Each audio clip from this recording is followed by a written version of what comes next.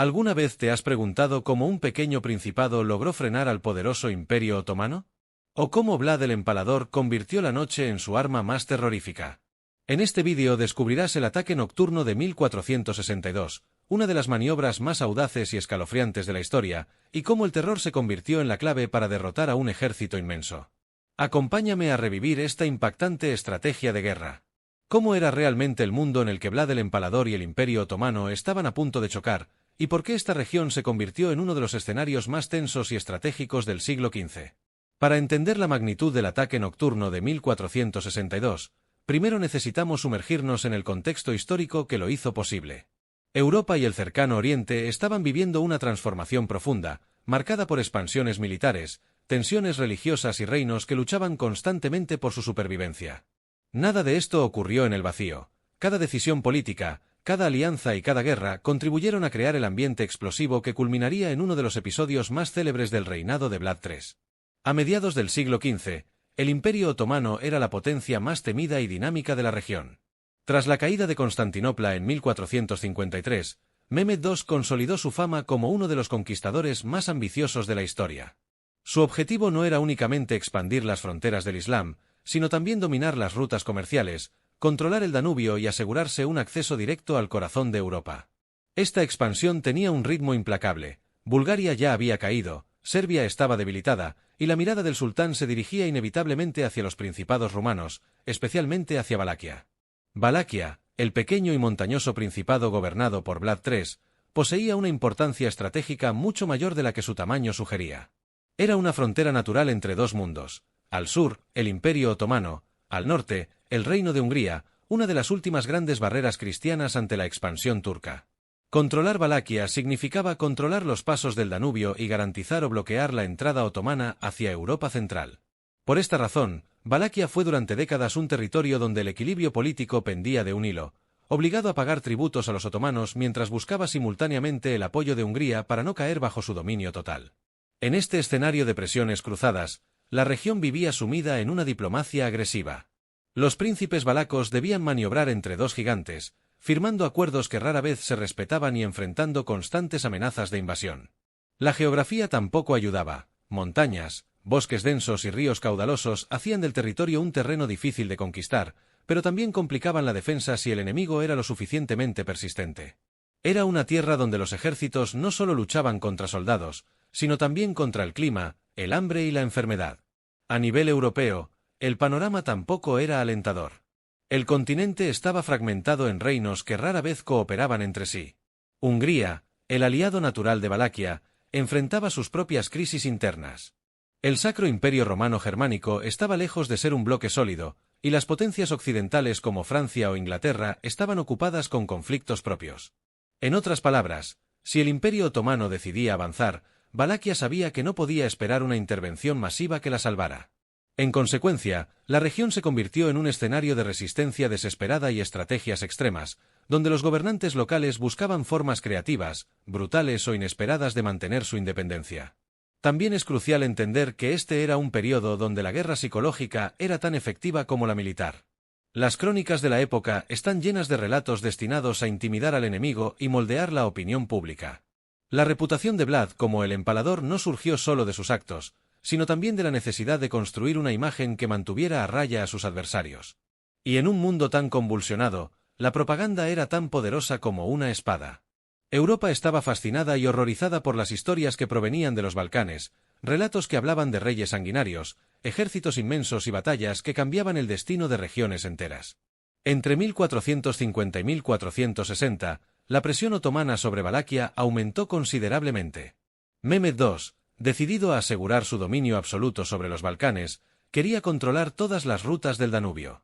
Valaquia, gobernada por Vlad III desde 1456, se encontró en la primera línea de defensa. Y Vlad, consciente de que no podía igualar la fuerza militar otomana, comenzó a preparar un tipo diferente de guerra, una guerra de desgaste, de terror y de golpes quirúrgicos destinados a frenar el avance enemigo antes de que fuera demasiado tarde. Así, cuando finalmente llegamos a 1462, no estamos ante un simple choque militar, sino ante la culminación de décadas de tensiones, invasiones fallidas, resistencia local y ambiciones imperiales. El ataque nocturno de Vlad no puede entenderse sin observar el tablero completo, un imperio en expansión, un principado atrapado entre gigantes, y un gobernante dispuesto a ir más lejos que nadie para proteger su tierra. Esta es la historia del contexto que preparó el terreno para uno de los episodios más impactantes del siglo XV. ¿Quién era realmente el hombre detrás del apodo que ha estremecido a Europa durante siglos? ¿Un monstruo sediento de sangre o un líder dispuesto a usar cualquier herramienta para proteger su tierra? Para comprender por qué Vlad III se convirtió en una figura tan temida y, al mismo tiempo, tan admirada, debemos adentrarnos en su vida, su formación y las circunstancias que moldearon su carácter y sus decisiones. Esta es la historia de un príncipe que vivió rodeado de traiciones, guerras y presiones políticas constantes, en un mundo donde la brutalidad no era la excepción, sino la norma. Vlad III nació alrededor de 1431 en Sigioara, en Transilvania, una región turbulenta y disputada, donde las luchas por el poder eran prácticamente constantes. Era hijo de Vlad II Dracul, miembro de la Orden del Dragón, una confraternidad militar creada para defender a Europa del avance otomano. Este detalle es clave, porque desde su nacimiento Vlad estuvo inmerso en una atmósfera de guerra, religiosidad y deber. La Orden del Dragón no solo proporcionaba un estatus prestigioso, sino también una responsabilidad: luchar contra uno de los imperios más poderosos del mundo. Este legado marcaría profundamente a Vlad, quien heredaría tanto el nombre de Herculea como la lucha contra los otomanos. Sin embargo, su infancia no fue la de un príncipe protegido. A los 11 años, Vlad y su hermano menor Radu fueron enviados como rehenes al Imperio Otomano. Este no era un gesto amistoso, sino una forma de garantizar que su padre cumpliera con sus acuerdos con el sultán. Para Vlad, este periodo fue formativo pero traumático. Durante años, vivió en la corte de los otomanos, aprendiendo su idioma, sus tácticas militares, su cultura y también su estilo de gobernanza. Pero al mismo tiempo, era consciente de que su vida estaba a merced de un imperio al que, en el fondo, consideraba su enemigo. El joven príncipe creció con una mezcla peligrosa: el conocimiento profundo del adversario y un resentimiento que iría aumentando con el paso del tiempo. Este contraste con su hermano Radu es significativo. Mientras Vlad desarrollaba un carácter rígido, desconfiado y feroz, Radu se adaptó con mayor facilidad a la courtanía otomana, llegando incluso a ganarse el favor de Mehmed II. Esta diferencia fracturó profundamente a la familia y sería un factor clave en los conflictos políticos de los años posteriores. Para Vlad, la flexibilidad de Radu era sinónimo de debilidad y traición. Para sus enemigos, en cambio, el carácter indomable de Vlad era una amenaza constante. Cuando Vlad regresó a Valaquia en 1448 para reclamar el trono, la región estaba sumida en un caos político. Las familias nobles se aliaban y traicionaban entre sí, Hungría y los otomanos influían constantemente en la política interna, y el principado sufría ataques y saqueos frecuentes. Vlad, recién llegado, no tenía aliados ni un ejército sólido, y su primer intento de gobernar fue breve. Expulsado en pocas semanas, se vio obligado a vagar por Europa central buscando apoyo. Durante este periodo, Vlad observó de primera mano cómo los gobernantes europeos negociaban con los otomanos, cedían territorios y evitaban confrontaciones directas. Para él, esto era inaceptable. Si algún día recuperaba el trono, su gobierno no sería débil ni complaciente. Finalmente, en 1456, con el apoyo del líder húngaro Juan Hunyadi, Vlad logró tomar el poder de manera definitiva. Y una vez en el trono, su estilo de gobernanza se hizo evidente rápidamente. Vlad estaba decidido a imponer orden en una región donde la lealtad era volátil y los asesinatos políticos eran frecuentes. Ejecuciones públicas, castigos severos y medidas autoritarias se convirtieron en su herramienta principal para estabilizar el principado.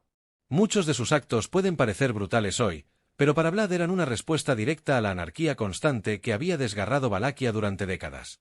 Su objetivo era claro: crear un estado donde nadie se atreviera a desafiar su autoridad. Esta política interna fue acompañada de un esfuerzo incansable por fortalecer el ejército y las defensas del principado. Vlad sabía que tarde o temprano tendría que enfrentarse al Imperio Otomano, y para ello necesitaba una población unida y disciplinada. Su estrategia, aunque polémica, funcionó. Durante su reinado, Valaquia experimentó una relativa estabilidad y una administración más eficiente que la de muchos de sus predecesores. Pero el precio fue alto: cientos, quizá miles, de personas fueron ejecutadas de formas diseñadas para inspirar miedo, siendo el empalamiento la más famosa de ellas. La fama de Vlad como el empalador no surgió únicamente de su severidad, sino también de la difusión deliberada de relatos que exageraban o distorsionaban sus métodos. Tanto los otomanos como algunos rivales europeos vieron en la construcción de esta imagen una herramienta propagandística.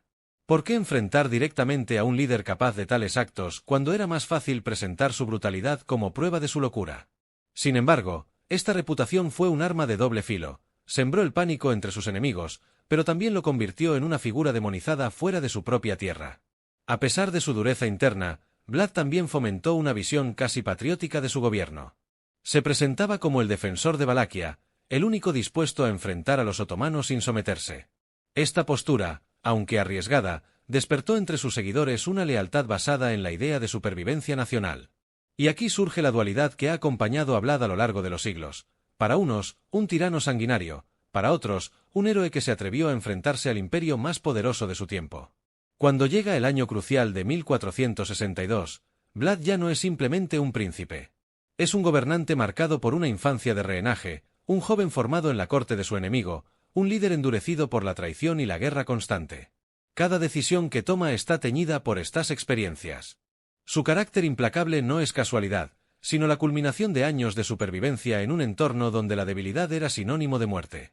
Y para comprender plenamente el ataque nocturno, primero debemos comprender al hombre que lo lideró, alguien que conocía a su enemigo mejor que nadie y que estaba dispuesto a hacer lo que fuera necesario para defender su tierra. ¿En qué momento la tensión entre Valaquia y el Imperio Otomano se volvió insostenible, y qué llevó a Vlad el Empalador a desencadenar una confrontación que pondría en jaque al ejército más poderoso de su tiempo? Para entender el estallido del conflicto de 1462, debemos analizar un periodo de creciente fricción, marcado por desafíos políticos, rivalidades personales y decisiones que empujaron a ambas potencias hacia un choque inevitable. Esta no es solo la historia de un conflicto entre dos estados, sino la de dos líderes con visiones opuestas que estaban destinados a enfrentarse. A mediados del siglo XV, el Imperio Otomano seguía expandiéndose de forma imparable por los Balcanes. Con la toma de Constantinopla en 1453, Mehmed II había demostrado que no temía enfrentarse a grandes potencias europeas y que sus ambiciones iban mucho más allá de las fronteras tradicionales del Islam. Su objetivo era consolidar cada territorio al norte del Danubio y eliminar cualquier obstáculo que pudiera frenar su avance. Valaquia, situada entre el Danubio y las montañas de los Cárpatos, era un punto estratégico esencial. Si Mehmed quería asegurar su dominio en la región, tarde o temprano debía someter a este principado. Cuando Vlad III asumió el trono en 1456, el acuerdo entre Valaquia y los otomanos incluía el pago de un tributo anual. Esta obligación, aceptada por varios príncipes anteriores, era una señal de sumisión al sultán. Pero Vlad no estaba dispuesto a seguir el juego como lo habían hecho sus predecesores. Aunque al inicio mantuvo el tributo para ganar tiempo y reorganizar su territorio, su objetivo real era romper esa dependencia y convertir a Valaquia en un muro de contención contra la expansión otomana. El primer punto de fricción surgió cuando Vlad decidió dejar de pagar el tributo, y más aún, inició una serie de ataques contra guarniciones y puestos fronterizos otomanos. Esta decisión no fue impulsiva, sino una jugada calculada. Vlad sabía que, para mantener su poder interno, debía demostrar que no era un gobernante débil ni dispuesto a aceptar la autoridad extranjera. La nobleza valaca, acostumbrada a jugar con alianzas según su conveniencia, necesitaba ver un líder fuerte y decidido. ¿Y qué mejor manera de demostrar fortaleza que desafiar al imperio más temido de la región? Pero el conflicto no se limitaba al dinero. Había también un componente personal. Durante su juventud como rehén en la corte otomana, Vlad había desarrollado un profundo resentimiento hacia el imperio que lo había retenido durante años.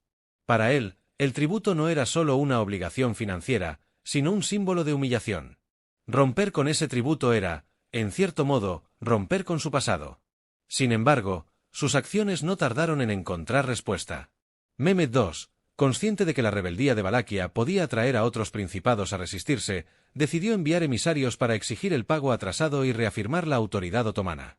Vlad no solo rechazó la demanda, sino que, según algunas crónicas, ejecutó a los emisarios de manera violenta. Si el objetivo era provocar una reacción, Vlad lo consiguió. Para un imperio que se había levantado sobre la disciplina y la fuerza militar, esta afrenta no podía quedar sin castigo. En este clima de tensión creciente se sumó un problema adicional, la presencia de Radu, el hermano menor de Vlad, aliado con los otomanos y respaldado por Mehmed II como candidato alternativo al trono de Valaquia. La rivalidad entre los hermanos, gestada durante su juventud en manos del sultán, se convirtió en un elemento clave. Para Mehmed, apoyar a Radu significaba tener un gobernante más dócil en Valaquia. Para Vlad, la intervención de su hermano era una traición personal y un intento directo de arrebatarle el poder. Mientras tanto, Vlad continuó con una política exterior agresiva. En el invierno de 1461 a 1462 lanzó un ataque sorpresa al otro lado del Danubio, devastando varias fortificaciones otomanas. Su objetivo era claro: demostrar a los otomanos que Valaquia no sería un territorio fácil de someter, y al mismo tiempo, enviar un mensaje a Europa de que todavía era posible resistir. Estos ataques fueron tan impactantes que algunas fuentes señalan que más de 20.000 soldados y habitantes otomanos murieron en cuestión de semanas. La respuesta de Mehmed II fue inmediata y contundente. Preparó una de las campañas militares más grandes de su reinado para invadir Valaquia en 1462 y poner fin a la rebeldía de una vez por todas. Para el sultán, este no era solo un conflicto regional, era un ejemplo. Si dejaba sin castigo a un príncipe que desafiaba su autoridad, otros seguirían el mismo camino. Para Vlad, en cambio, la invasión otomana no era una sorpresa, sino el escenario que había previsto desde el primer acto de rebeldía. Así, tras años de tensiones, provocaciones y juegos políticos, el choque entre Vlad III y Mehmed II se volvió inevitable. El conflicto que estaba a punto de estallar no era una simple disputa fronteriza, sino una lucha entre dos visiones opuestas de poder, honor y supervivencia. Y sería precisamente en este contexto, con el imperio avanzando y la presión aumentando, donde Vlad recurriría a su arma más temida, el terror como estrategia de guerra. Antes de seguir, no olvides suscribirte para no perderte más contenido como este. Así estarás siempre al tanto de nuestros próximos vídeos. Ahora, sigamos. ¿Qué tan imponente era realmente el ejército que Vlad el Empalador estaba a punto de enfrentar, y por qué su sola presencia ya suponía una sentencia de derrota para la mayoría de los principados europeos? Para entender la magnitud del desafío que representaba el Imperio Otomano en 1462, debemos analizar la fuerza, organización y logística del ejército de Mehmed II, uno de los aparatos militares más poderosos y eficientes del mundo medieval. Este no era un enemigo improvisado ni desordenado, era una maquinaria perfectamente diseñada para conquistar, someter y avanzar sin detenerse. A mediados del siglo XV, el ejército otomano había alcanzado un nivel de profesionalización que pocas potencias europeas podían igualar. Mientras muchos reinos dependían de ejércitos temporales formados por nobles y campesinos movilizados, los otomanos contaban con tropas permanentes, entrenadas durante años y financiadas mediante un sistema administrativo sólido. Su fuerza principal era el cuerpo de los genízaros, soldados de élite reclutados desde niños, entrenados en la disciplina más estricta y totalmente leales al sultán. Estos hombres no solo dominaban las armas tradicionales, sino que también eran expertos en el uso de pólvora, fusiles y artillería ligera, una ventaja tecnológica que podía inclinar cualquier batalla. A los genízaros se sumaban las fuerzas Sipahi, caballeros fuertemente armados que recibían tierras a cambio de servicio militar. Gracias a ellos, el ejército otomano contaba con una caballería rápida y devastadora, capaz de romper líneas enemigas con cargas contundentes. Junto a estas tropas profesionales, Mehmed II movilizaba contingentes provenientes de regiones vasallas, mercenarios de diferentes orígenes y una enorme cantidad de auxiliares encargados del transporte, construcción de puentes, manejo de maquinaria de asedio y apoyo logístico. Cada campaña otomana era una operación compleja donde miles de personas trabajaban al unísono para mantener en movimiento a un ejército casi colosal. Pero el verdadero poder otomano no estaba solo en el número, sino en la organización. A diferencia de muchos reinos europeos donde los ejércitos se formaban poco antes de la batalla, los otomanos podían movilizar tropas en cuestión de semanas. Su sistema de caminos, su administración eficiente y la disciplina férrea permitían que miles de soldados se trasladaran grandes distancias sin que el ejército colapsara por hambre o desorden. Esto resultaba especialmente impresionante al considerar las dificultades del terreno balcánico, con sus montañas, ríos y bosques densos. El ejército otomano no solo avanzaba con orden, rapidez y coordinación. Para Vlad III, enfrentarse a este tipo de enemigo representaba un desafío monumental. Valaquia era un principado pequeño con recursos limitados, y aunque Vlad había fortalecido su ejército, este no podía compararse en número ni en equipamiento con el ejército de Mehmed II. Según algunas fuentes contemporáneas, la campaña otomana de 1462 movilizó entre 60.000 y 90.000 soldados, aunque otras estimaciones elevan esa cifra aún más. No todos eran combatientes directos, pero la sola presencia de un ejército de esa magnitud ya era suficiente para aplastar a la mayoría de los estados vecinos. La logística otomana también jugó un papel crucial. El ejército no avanzaba solo con soldados, sino con grandes caravanas de suministros, alimentos, armas, pólvora, herramientas, madera para construir puentes temporales y maquinaria de asedio. A esto se sumaban los ingenieros militares, expertos en levantar fortificaciones, cavar trincheras y crear estructuras improvisadas en cuestión de horas. Por eso, cuando Mehmed II decidió invadir Valaquia, no lo hizo con un ejército improvisado, sino con una fuerza diseñada para sostener una campaña larga, incluso en territorio enemigo. Sin embargo, esta fuerza tan imponente también tenía sus vulnerabilidades. Mientras más grande era el ejército, más dependía de suministros constantes. El terreno balcánico era complicado y hostil, y mantener alimentadas a decenas de miles de personas era un desafío enorme. Vlad conocía este punto débil y lo explotaría años después con sus tácticas de tierra quemada, pero en un enfrentamiento directo, su ejército no podía competir. Su única opción era evitar el choque frontal y apostar por estrategias que rompieran la estructura logística otomana, generaran caos y minaran la moral de un ejército acostumbrado a victorias rápidas. Otro aspecto importante era la psicología militar. El ejército otomano tenía fama de invencible y había conquistado ciudades mucho más grandes y defendidas que cualquier fortaleza valaca. Este prestigio funcionaba como arma psicológica. Muchos enemigos se rendían antes de que comenzara la batalla, convencidos de que desafiar al sultán era inútil. Pero Vlad no estaba dispuesto a someterse ni a aceptar un papel secundario. Para él, enfrentar al ejército de Mehmed II era tanto una cuestión de supervivencia política como un acto simbólico. Cada victoria otomana reforzaba la autoridad del sultán, cada resistencia efectiva demostraba que el imperio no era invulnerable. En 1462, cuando Mehmed II inició su campaña hacia Valaquia, no lo hizo para dar un simple castigo. Su intención era eliminar a Vlad, reemplazarlo por su hermano Radu y convertir el principado en un vasallo obediente. Sabía que Vlad era un líder peligroso, capaz de inspirar resistencia entre otros estados. Por eso movilizó un ejército masivo, preparado para enfrentar cualquier obstáculo y decidido a imponer la autoridad otomana sobre la región. Este era el enemigo al que Vlad estaba a punto de enfrentarse. Un ejército enorme, disciplinado, tecnológico y acostumbrado a la victoria. Pero también un ejército vulnerable a un tipo muy particular de guerra, una guerra basada en la sorpresa, la astucia y, sobre todo, el terror. Una guerra que Vlad conocía mejor que nadie. ¿Qué harías si supieras que el enemigo que marcha hacia ti es sencillamente imparable y que, enfrentado en batalla directa, no tienes ninguna posibilidad de ganar? Esta es la pregunta que Vlad el Empalador tuvo que responder cuando el imponente ejército de Mehmed II avanzó hacia Valaquia en 1462. Frente a una fuerza tan grande, tan disciplinada y tan bien equipada, Vlad entendió algo fundamental. La única forma de sobrevivir no era luchar como el enemigo esperaba, sino transformar el miedo en un arma y convertir el propio paisaje en una trampa letal. Así nacieron sus estrategias de guerra psicológica y su implacable política de tierra quemada. Vlad sabía que la primera línea de defensa no estaba en las murallas ni en las lanzas, sino en la percepción. Antes siquiera de que el ejército otomano cruzara el Danubio, Vlad ya había desplegado una campaña de terror dirigida a debilitar la moral del enemigo. En sus ataques previos a las guarniciones otomanas, no solo eliminaba soldados y saqueaba recursos, dejaba escenas escalofriantes para que los supervivientes las relataran. Cuerpos empalados, aldeas completamente arrasadas, símbolos grotescos colocados en rutas militares. Cada detalle estaba planeado para generar un mensaje claro.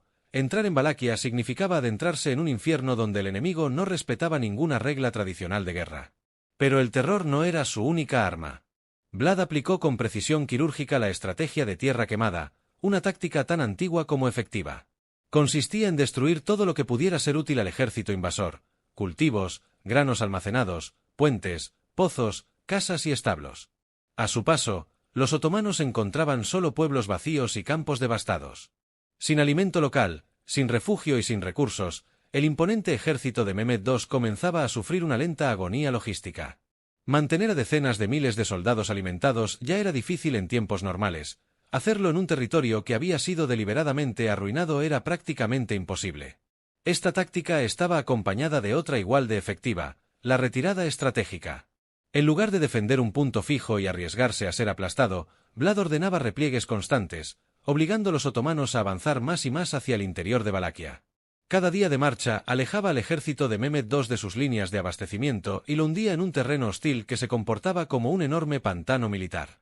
Vlad no pretendía detener el avance otomano con muros, pretendía que el propio territorio se convirtiera en un laberinto donde la fatiga, el hambre y el miedo hicieran el trabajo. Sin embargo, su verdadera genialidad militar estaba en el uso del terror como arma psicológica. Este no era un terror improvisado, sino un sistema meticuloso destinado a minar la moral enemiga antes de que una gran batalla siquiera ocurriera. Cada empalamiento, cada escenografía macabra, cada rumor propagado entre las aldeas formaba parte de una estrategia muy clara: obligar al enemigo a luchar con la mente debilitada. Los otomanos no solo avanzaban en territorio desconocido, avanzaban con la certeza creciente de que el enemigo al que iban a enfrentar no tenía límites. Vlad también entendió que la noche era su aliada. Mientras el ejército otomano descansaba, él enviaba pequeñas unidades móviles que atacaban sorpresivamente, incendiaban campamentos, mataban guardias y desaparecían antes de que los otomanos pudieran organizar una respuesta. Estas tácticas de guerrilla eran repetitivas, casi rituales, y con el paso de los días producían un efecto devastador. Los soldados comenzaban a dormir mal, temiendo que en cualquier momento surgiera una sombra entre los árboles. El cansancio se acumulaba. La paranoia crecía. Y todo esto ocurría antes del célebre ataque nocturno, demostrando que Vlad llevaba semanas moldeando la mente de su enemigo. Otro aspecto que no debe pasar desapercibido es la coordinación interna. Vlad ordenó evacuar pueblos enteros, trasladar ganado, esconder alimentos y mover a la población hacia regiones montañosas más fáciles de defender. Esto no solo privaba al enemigo de recursos, sino que unificaba a la población bajo una sensación clara de resistencia total. Todos formaban parte del esfuerzo bélico, no solo el ejército. De esta manera, cada rincón de Valaquia se convertía en una trampa, y cada civil contribuía, voluntaria o involuntariamente, al desgaste otomano. Los cronistas otomanos relatan que en muchos momentos de la campaña, el ejército marchaba entre aldeas silenciosas, campos quemados y caminos donde el viento arrastraba cenizas. Esta atmósfera no era casualidad, era un escenario diseñado por Vlad para que cada paso hacia el interior del país pesara sobre la moral enemiga. Cuando el ejército llegó a zonas donde los empalamientos se contaban por miles, la impresión psicológica fue inmediata. Los soldados comenzaban a cuestionar la cordura del enemigo, y lo que era peor para ellos, su propia capacidad para vencerlo. Al final, estas estrategias combinadas crearon el escenario perfecto para el ataque nocturno de 1462. Vlad no buscaba simplemente desgastar al ejército otomano, buscaba quebrarlo mentalmente, hacerlo vulnerable, ponerlo al borde del caos. Y lo consiguió. Antes de la batalla decisiva, el ejército de Mehmed II ya estaba debilitado, hambriento, cansado y aterrado. La noche, la tierra quemada y el terror habían hecho su trabajo. Solo faltaba el golpe final. ¿Qué sucede en la mente de un líder cuando sabe que solo dispone de una oportunidad para detener a un enemigo infinitamente superior? ¿Cómo se prepara una operación tan arriesgada que, si falla, significa la destrucción total? La respuesta está en la preparación del ataque nocturno de 1462, uno de los movimientos militares más audaces del siglo XV. Antes de lanzarse al asalto, Vlad el Empalador dedicó semanas a estudiar cada detalle, cada debilidad y cada posibilidad de sorpresa. Lo que estaba por venir no era un ataque impulsivo, sino una operación planificada al límite, donde la inteligencia militar, la observación del terreno y la psicología bélica se combinaron para dar forma a uno de los golpes más inesperados contra el Imperio Otomano. Para comprender la preparación de este ataque, primero debemos situarnos en el ambiente que rodeaba al ejército otomano. Tras semanas de marchas agotadoras, sin proveedores locales por la política de tierra quemada y con el constante acoso de pequeñas unidades valacas, la moral otomana se encontraba debilitada. Los soldados estaban cansados, el clima era hostil y las noches eran especialmente tensas, pues las emboscadas de Vlad se habían vuelto frecuentes. Vlad sabía que la presión psicológica era tan importante como la física. Por eso observó atentamente el desgaste emocional del enemigo y esperó el momento exacto en el que la incertidumbre y el miedo comenzaban a dominar a los soldados de Mehmed II. Uno de los elementos más importantes en la preparación del ataque fue la inteligencia militar. Vlad no actuó a ciegas, contaba con una red de espías, informantes locales y exploradores que se infiltraban cerca del campamento otomano cada noche. Estos hombres arriesgaban sus vidas para observar la organización de las tiendas, los cambios de guardia, las entradas y salidas, e incluso detalles tan precisos como la posición de la tienda del sultán. Saber dónde se encontraba Mehmed II era fundamental, porque el objetivo principal del ataque nocturno no era causar bajas indiscriminadas, sino golpear la cabeza del enemigo. Si Vlad lograba eliminar al sultán, toda la campaña otomana se derrumbaría como un castillo de naipes. Además de recopilar información, Vlad dedicó tiempo a estudiar el terreno. La zona donde los otomanos habían montado su campamento estaba rodeada de bosques densos y caminos irregulares, ideales para ocultar movimientos rápidos durante la noche. Vlad conocía la región como la palma de su mano. Había crecido entre esos bosques, había cabalgado por esos senderos desde niño y sabía cómo usar el entorno a su favor. El objetivo era moverse sin ser detectado hasta estar lo suficientemente cerca como para lanzar un ataque sorpresa devastador. Una vez obtenido el conocimiento necesario, Vlad comenzó la preparación táctica. Seleccionó personalmente a los hombres que participarían en el ataque. No quería un ejército grande, sino una fuerza ligera, rápida y letal. Eligió a sus soldados más experimentados, aquellos que podían moverse en silencio, luchar sin dudar y retirarse con la misma rapidez. Estos guerreros fueron divididos en grupos específicos, cada uno con una función clara. Unos entrarían en la parte central del campamento, otros atacarían los flancos y un tercer grupo se encargaría de generar confusión con incendios y ruidos para desorientar a los otomanos. La coordinación era crucial. No podía haber ruido innecesario, no podía haber errores de comunicación. Por eso, Vlad dedicó noches enteras a entrenar los movimientos del ataque, practicando la aproximación silenciosa, los cambios de formación y las señales que usarían en plena oscuridad. No había margen para la improvisación. Cada soldado sabía exactamente dónde debía estar y qué debía hacer. Esta repetición constante convirtió la estrategia en casi una coreografía militar. Otro aspecto vital de la preparación fue el clima. Vlad esperó pacientemente una noche sin luna, en la que la oscuridad fuera tan densa que los otomanos no pudieran ver más allá de unos pocos pasos.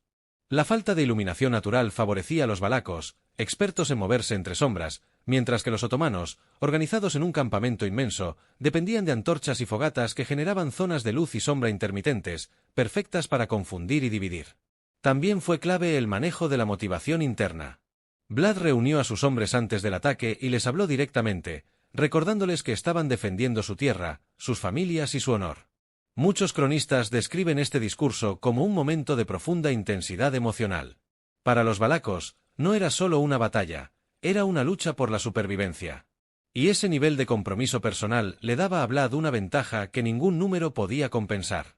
Finalmente, cuando todas las piezas estaban listas, Vlad fijó el objetivo principal, llegar hasta la tienda del sultán y eliminarlo. Todo lo demás era secundario. Ese objetivo claro permitió que el ataque fuera más directo y más eficiente, evitando que los soldados se dispersaran o perdieran tiempo en combates innecesarios. La preparación estaba completa. El enemigo estaba debilitado, el terreno favorecía el sigilo, el clima era perfecto, la información era precisa y los hombres estaban listos para una acción que marcaría la historia. Con cada detalle afinado, Vlad se dispuso a lanzar el ataque más atrevido de su vida. Lo que ocurriría esa noche cambiaría para siempre la percepción que Europa y el Imperio Otomano tendrían de él. ¿Cómo se desarrolla un ataque capaz de sembrar el caos absoluto en el campamento del ejército más poderoso del siglo XV, y cómo un príncipe con fuerzas limitadas logra poner en jaque a un sultán legendario como Mehmed II?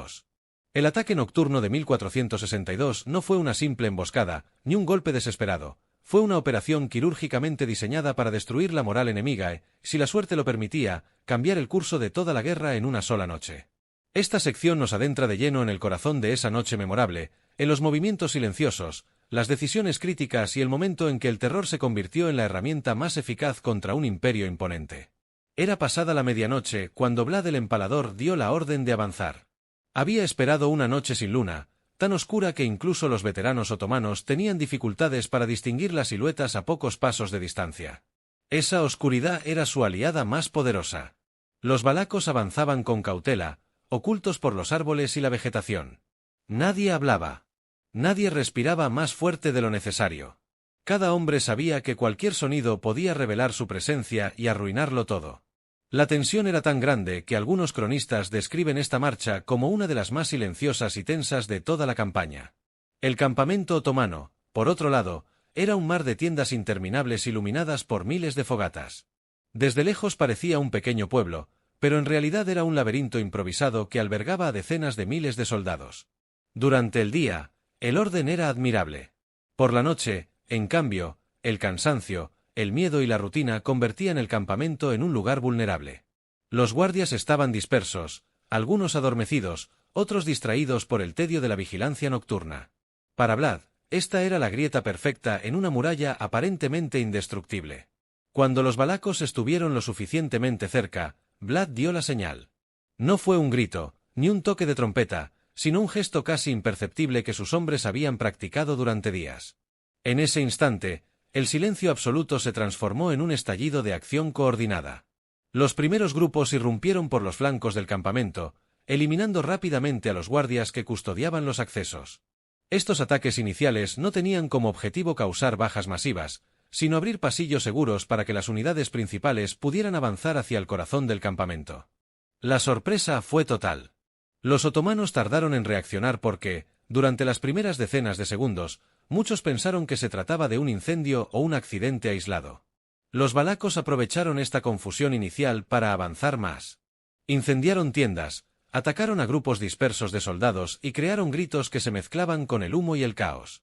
En cuestión de minutos, lo que había comenzado como un ataque silencioso se convirtió en un infierno descontrolado. Mientras tanto, Vlad encabezaba personalmente la fuerza principal, cuyo objetivo era claro: llegar a la tienda del sultán Mehmed II. Sabían que si conseguían eliminar al sultán, la campaña otomana colapsaría de inmediato. No era solo un golpe militar, sino psicológico. Un ejército tan numeroso, sin su líder, se vería sumido en el pánico. Bajo esta premisa, Vlad avanzó con ferocidad, abriéndose paso con su caballería ligera entre las líneas otomanas que apenas comenzaban a reaccionar. Los otomanos intentaron organizar una defensa, pero la oscuridad jugaba en su contra. El ejército valaco había preparado antorchas para confundir al enemigo, encendiéndolas en lugares estratégicos y creando sombras engañosas. Las tropas otomanas chocaban entre sí, confundiendo a sus propios compañeros con enemigos. Algunos cronistas describen cómo los genízaros, los soldados de élite del sultán, corrieron en direcciones opuestas sin saber cuál era la amenaza real. A medida que avanzaban, la lucha se volvía más feroz. Los gritos de guerra valacos resonaban como un eco salvaje entre las tiendas, amplificados por el humo y el fuego creciente. Vlad había obtenido exactamente lo que buscaba: transformar la sorpresa inicial en caos continuo. Cada túnel de confusión que abría, cada grupo otomano que desorientaba, aumentaba la probabilidad de llegar a la tienda del sultán. Pero a medida que se acercaban al centro del campamento, la resistencia otomana comenzó a endurecerse. Los genízaros, entrenados específicamente para enfrentar situaciones extremas, lograron organizar una línea defensiva parcial. La tienda del sultán estaba fuertemente custodiada, y aunque el caos reinaba en la periferia, la zona central resistía mejor. Vlad sabía que el tiempo jugaba en su contra.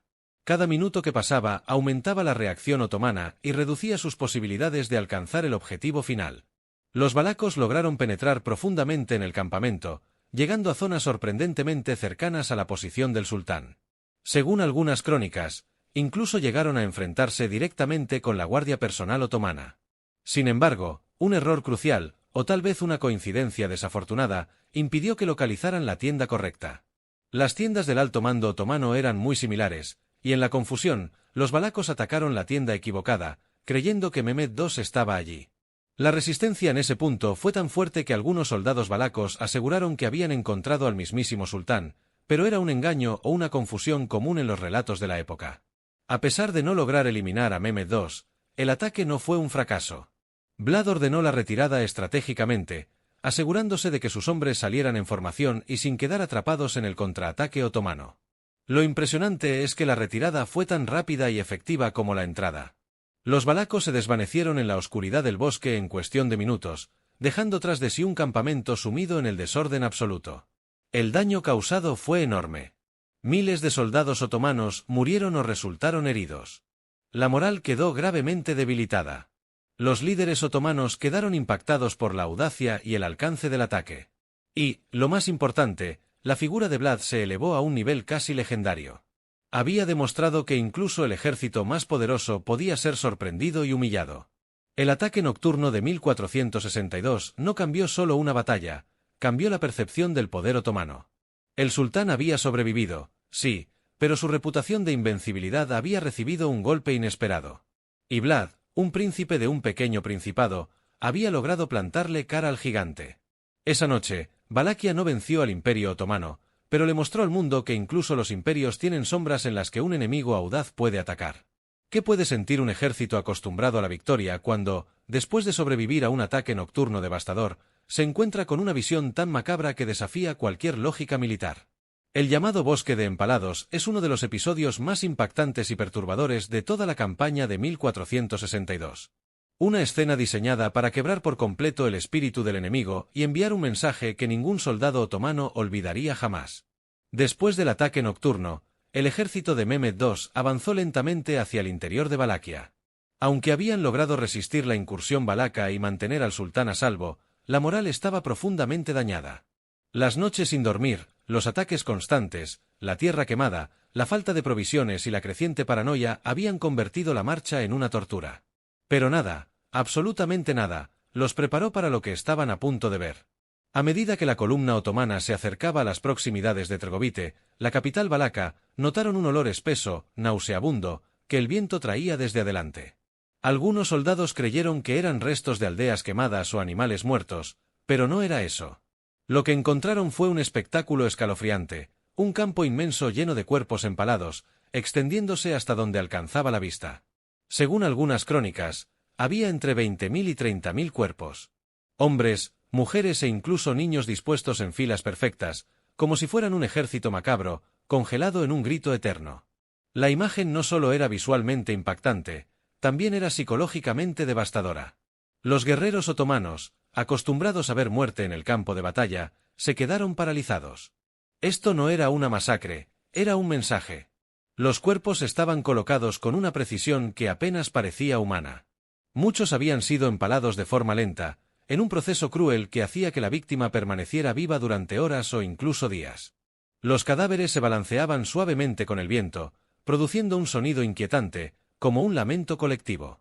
El objetivo de Vlad era claro: demostrar que estaba dispuesto a llevar la guerra más allá de cualquier límite imaginable. No buscaba solo aterrorizar, sino también hacer que el enemigo cuestionara su misión, su fuerza y, sobre todo, su fe en la invencibilidad de su sultán. Mehmed II, al contemplar aquella escena, quedó profundamente impresionado. Algunos relatos aseguran que incluso él, un líder acostumbrado a la brutalidad del combate, quedó estupefacto ante tal visión. Y aunque decidió continuar avanzando, ya nada era igual. La campaña había cruzado un umbral psicológico. Para los soldados otomanos, el bosque de empalados fue la gota que colmó el vaso. La idea de luchar contra un enemigo capaz de tal crueldad minó la moral de forma drástica. Muchos comenzaron a murmurar que Vlad era más un demonio que un hombre, un ser imposible de derrotar mediante métodos convencionales. La superstición y el miedo hicieron más daño que cualquier espada.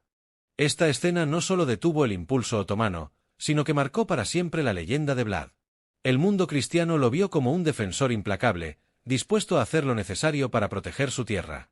Sus enemigos lo retrataron como un monstruo. Pero, independientemente del punto de vista, el bosque de empalados cumplió su propósito: fracturar el espíritu del ejército más temido del siglo XV y dejar una huella imborrable en la historia militar europea. ¿Qué ocurre cuando un imperio aparentemente invencible descubre que su enemigo, aunque pequeño y aislado, es capaz de llevarlo al límite del colapso? La campaña de 1462 no solo puso a prueba la resistencia de Valaquia, sino también la imagen de poder del Imperio otomano. Tras el ataque nocturno y el estremecedor bosque de empalados, llegó el momento de evaluar las consecuencias reales. ¿Había conseguido Vlad detener a Mehmed II, o simplemente había retrasado lo inevitable? Después de contemplar el campo de empalados, el ejército otomano continuó avanzando, pero lo hizo en un estado completamente distinto al inicial. Ya no marchaban con confianza ni con la seguridad de que su victoria era cuestión de tiempo. El terror psicológico había calado profundamente en todos los niveles. La moral estaba debilitada, los soldados estaban agotados, la logística era un desastre y las emboscadas constantes seguían desgastando al ejército día tras día. Para un imperio que dependía de avances rápidos y campañas eficientemente organizadas, la prolongación del conflicto se había convertido en un problema crítico. La situación empeoró aún más cuando las enfermedades comenzaron a propagarse entre las filas otomanas. La falta de provisiones locales, el agua contaminada, los cuerpos en descomposición y la fatiga extrema crearon el ambiente perfecto para epidemias. Cientos de soldados se enfermaron. Otros murieron en el camino. El ejército, que al comienzo de la campaña había parecido una fuerza insuperable, ahora se movía como una masa debilitada, fragmentada y desmotivada. Mehmed II comprendió entonces una verdad incómoda: no podía permitirse una campaña prolongada en territorio valaco. No porque no pudiera ganar en un enfrentamiento directo, sino porque Vlad había convertido cada kilómetro del país en una trampa. Continuar avanzando significaba arriesgar la integridad del ejército y permitir que otros territorios del imperio vieran que incluso el sultán podía ser desafiado. Era un riesgo político y militar que Mehmed no estaba dispuesto a asumir. Por eso, tras evaluar la situación, tomó una decisión estratégica que para muchos contemporáneos fue sorprendente: ordenó la retirada. No fue una retirada caótica, pero tampoco una retirada triunfal. Simplemente, el sultán entendió que la campaña no lograría su objetivo principal, derrocar a Vlad de manera definitiva y anexar Valaquia como territorio obediente. La retirada otomana fue silenciosa, casi discreta, como si el imperio quisiera evitar reconocer que había sido frenado por un principado pequeño y gobernado por un líder considerado salvaje por sus enemigos. Sin embargo, aunque Vlad había logrado forzar la retirada otomana, su situación interna no era del todo favorable. La nobleza valaca, que nunca había sido completamente fiel a Vlad debido a su dureza, comenzó a conspirar nuevamente. Y el imperio otomano, aunque debilitado, no renunció a intervenir políticamente. Fue así como Radu, el hermano de Vlad y aliado de los otomanos, aprovechó el momento para presentarse como una alternativa más estable para gobernar la región. Muchos boyardos lo apoyaron y, poco después, Vlad perdió el trono. Aún así, el impacto del resultado fue innegable. Valaquia había resistido. No había sido conquistada. Y, lo más importante, el mito de la invencibilidad otomana había recibido un golpe considerable. Para Europa, la retirada de Mehmed II fue una señal de esperanza. El imperio más poderoso del siglo XV no era invulnerable. Si un príncipe de un pequeño territorio podía repelerlo, tal vez otros también podrían hacerlo. En resumen, el resultado de la campaña no fue una victoria absoluta para ninguno de los bandos. Pero si hubo un vencedor moral y psicológico, ese fue Vlad III. Su estrategia de terror, desgaste y audacia había logrado lo imposible: detener, aunque fuese momentáneamente, el avance de un gigante. Su legado quedó grabado no solo en la historia militar, sino también en la memoria colectiva de Europa, que vería en él una figura tan temida como admirada. ¿Cómo puede un gobernante medieval, temido por su brutalidad y odiado por sus enemigos, transformarse con el paso del tiempo en un mito, en un símbolo político e incluso en la inspiración para una de las figuras literarias más famosas de todos los tiempos? La historia de Vlad III no termina con sus campañas militares. Su legado se expandió mucho más allá de Valaquia, moldeado por propaganda, relatos exagerados y la fascinación europea por lo oscuro y lo sobrenatural. La sección que sigue explora cómo el personaje histórico se convirtió en una leyenda compleja, usada tanto para inspirar como para aterrorizar durante siglos. Cuando Vlad murió, no dejó tras él solo un principado marcado por la guerra, sino una reputación que ya en vida había sido objeto de relatos fantásticos. Tanto sus aliados como sus enemigos contribuyeron a construir su imagen. Para los otomanos, era un monstruo, una amenaza impredecible y cruel. Sus crónicas lo describían como un líder sanguinario que disfrutaba de los tormentos que infligía. Esta imagen no era casual. El imperio necesitaba justificar ante sus vasallos y tropas por qué un bárbaro infiel había sido capaz de frenar temporalmente al ejército otomano. Exagerar sus atrocidades convertía su resistencia en una anomalía explicable únicamente por una crueldad fuera de lo común. Pero lo más interesante es que en Europa occidental, especialmente en los territorios germánicos, la propaganda sobre Vlad adquirió un tono diferente. Allí circulaban impresos y panfletos que relataban sus castigos con detalles tan gráficos como exagerados, describiendo empalamientos masivos, torturas elaboradas y escenas casi imposibles. Estos textos eran los primeros bestsellers del continente, reproducidos una y otra vez en imprentas ansiosas por satisfacer el morbo del público.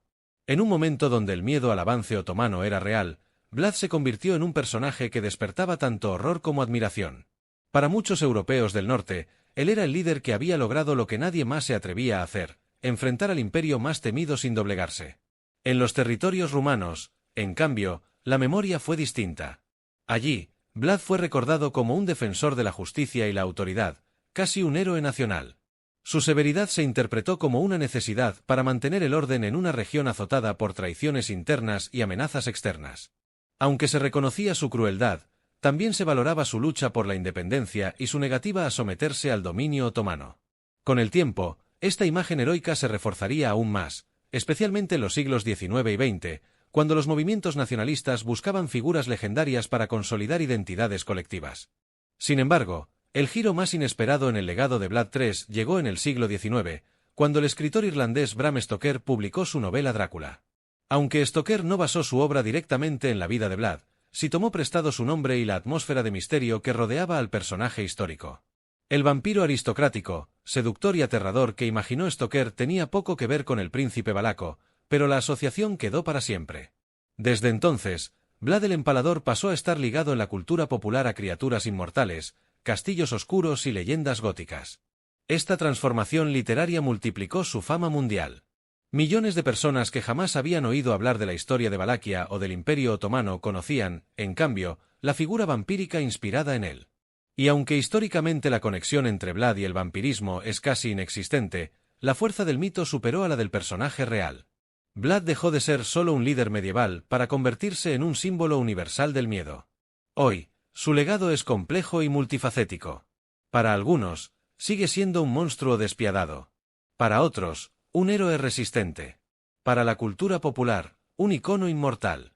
Lo cierto es que su figura ha trascendido los siglos porque encarna una mezcla fascinante de poder, violencia, estrategia y misterio. Un gobernante que supo manipular el terror como arma terminó siendo, irónicamente, una de las figuras más legendarias de la historia humana. Y su sombra sigue presente, tanto en los libros de historia como en la imaginación colectiva del mundo moderno. El ataque nocturno de 1462 nos demuestra cómo la estrategia, la astucia y el terror pudieron frenar al imperio más poderoso de su tiempo. La historia de Vlad el Empalador sigue fascinándonos porque combina valentía, oscuridad y una voluntad inquebrantable de resistencia. Si te ha gustado este viaje por uno de los episodios más impactantes del siglo XV, no olvides suscribirte, dejar tu like y compartir en los comentarios qué parte te sorprendió más o qué otro acontecimiento histórico te gustaría explorar en próximos vídeos.